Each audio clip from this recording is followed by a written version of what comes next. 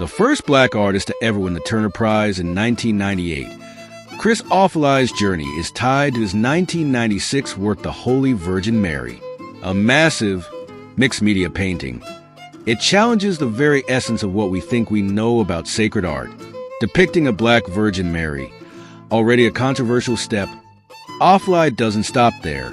He shocks us further with elephant dung, map pins, and cutouts from pornographic magazines. Hidden within the piece, subtly placed but impossible to ignore. This wasn't just art.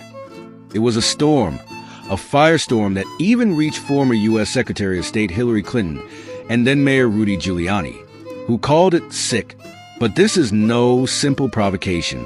Offolai's art speaks to the degradation of black women in modern society, and he himself has called it a hip-hop version of the Virgin Mary.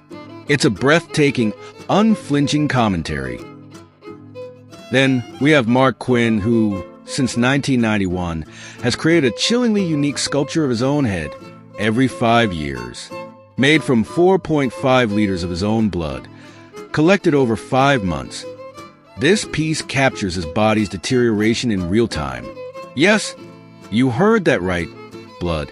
The shock factor was undeniable when it was first exhibited, leaving many repulsed. But for Quinn, this is not just about repulsion. It's about confronting life, death, immortality, and everything in between. And somehow, perhaps because of its sheer audacity, his work continues to sell at staggering prices. And then, Robert Mapplethorpe. Oh, Mapplethorpe. Not one image, but an entire exhibition. The perfect moment that had the world on edge. In 1989, shortly before his death, Mapplethorpe's work exposed the rawest, most taboo subjects of homoeroticism and sadomasochism. The X portfolio, with images of Europhagia, BDSM, and even a self-portrait involving a bullwhip, sparked outrage, leading to a culture war in America over freedom of expression. The Corcoran Gallery of Art in Washington, D.C. even pulled the exhibition, calling it offensive.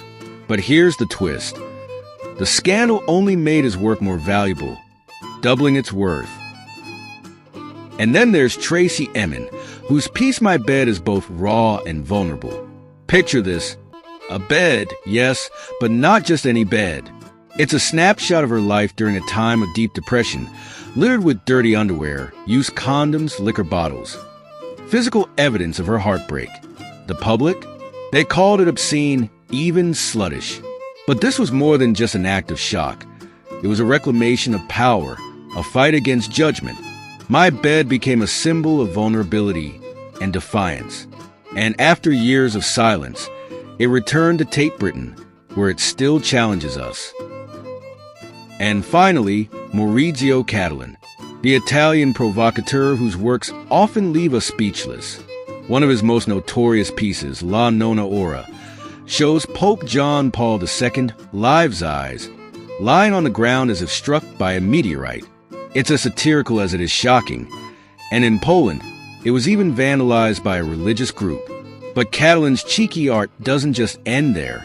Known as the art scene's Joker, his realistic sculptures of figures like Hitler, kneeling and praying, or even of himself, provoke laughter and outrage in equal measure. It's both funny and chilling, a sharp reflection of our world's contradictions.